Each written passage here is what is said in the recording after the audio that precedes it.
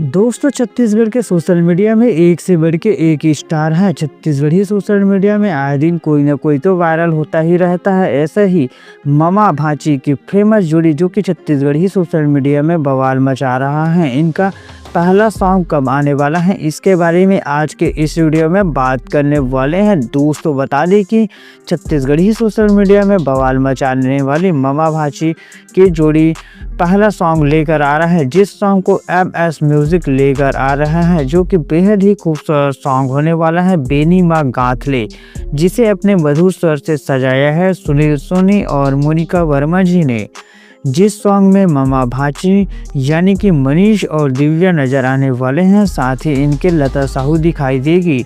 जिस सॉन्ग को MS music YouTube channel में 6 अप्रैल 2025 को सुबह 7 बजे रिलीज किया जाएगा। आप सब इस सॉन्ग के लिए कितना एक्साइटेड है, कमेंट करें।